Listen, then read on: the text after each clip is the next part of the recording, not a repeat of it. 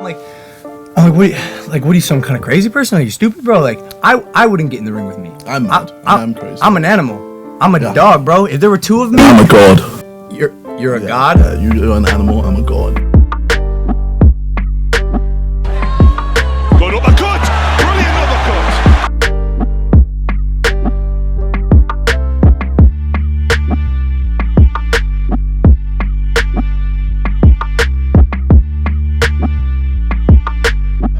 Are you not entertained?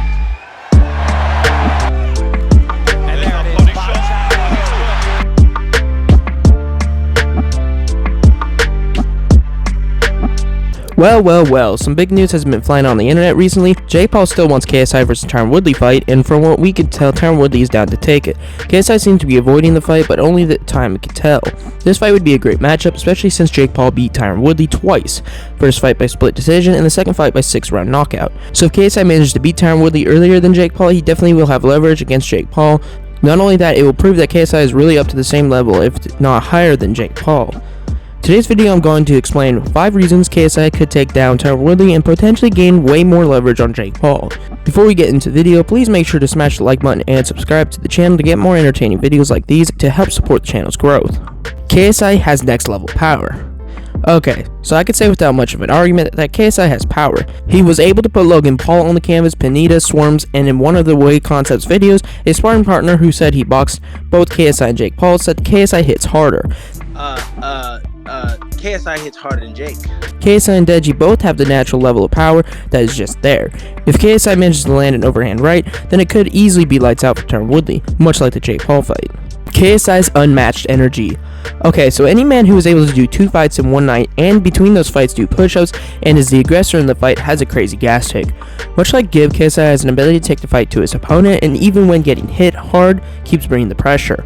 Almost like he never gasses out at any point in the fight.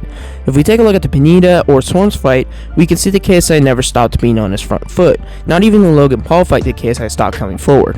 KSI, no matter what happens, is always going to come out on top of his opponent until someone can hit him and gain his KSI's respect. I think Tyron Woodley will have a hard time with this because if we look at the Jake Paul vs Tyron Woodley 2, we can see that Tyron Woodley couldn't stop Jake Paul from coming forward and landing multiple combinations. Not only is Tyron Woodley going to have a problem with, but in the second fight with Jake Paul, Tyron Woodley also clinched a lot, possibly because both Jake Paul and Tyron Woodley were already gassing out. So if KSI manages to avoid clinching, KSI could easily gas out Tyron Woodley, which will eventually cause Tyron Woodley to drop his hands and KSI would land that knockout punch. KSI's dog mentality. This can't be stressed enough. KSI has a unique dog-like mentality where if the fight isn't going the way he planned it, he'll bring out this other side of him. You can start to see it in the Swarmz fight where KSI was getting mad at Swarmz for running away, so KSI got a bit sloppy and threw loopy left and right hooks, but nevertheless was chasing his opponent down. So there are some positive and negatives to this though. KSI releases the dog mentality in the second or third round versus Tyron Woodley. It could be negative because Tyron Woodley still has crazy power and can still knock out KSI if he lands the right hand. So if KSI gets sloppy, then it could be bad for him. On the plus side though, with this dog-like mentality, he won't stop bringing the fight to Tyron Woodley, which means he could pressure Woodley so much to the point that Woodley will try to counter and KSI lands a right hand sending Woodley to the canvas, or he could apply so much pressure with being on his front foot that Tyron Woodley would gas out in the early rounds of the fight just playing defense. Either way, this could be a deadly weapon versus Tyron Woodley.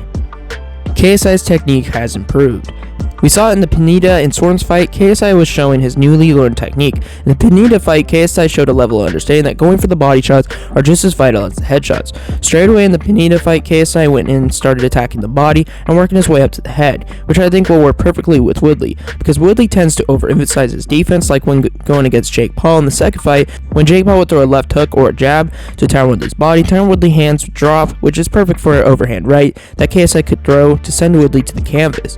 Not only is the body shots going to be effective, if we watch when Jake Paul starts to get sloppy or throw multiple combinations at once, you could see Tyron Woodley couldn't stop Jake from landing multiple punches, which would go hand to hand with KSI. KSI's speed and Tyron Woodley's poor defensive skills. We saw it time and time again in the Pineda fight. KSI has some fast hands, being able to land counters and throw straight hands down the pipe. This will definitely be an effective weapon versus Woodley. Tyron Woodley has really poor defensive skills. Like I mentioned before, Tyron Woodley tends to drop his hands when he's being hit with effective body shots, causing Jake Paul to land multiple overhand rights. KSI can throw multiple combinations with speed, which Tyron Woodley seemed to have a hard time defending against when fighting Jake Paul. So overall, I think this could be an awesome matchup because KSI has shown he can still fight and is ready to bring the heat. I think this fight could be a fight that if KSI wins could prove that KSI is on Jake Paul's level and is ready for the fight. From Pineda and swarmz to Tyron Woodley would be a pretty big step up, considering Tyron Woodley did almost send Jake Paul through the ropes in the first fight. I also think that KSI doesn't need to win by KO to prove that he is at Jake Paul's level. If he wins by unanimous decision, in my opinion, he's already at Jake Paul's level.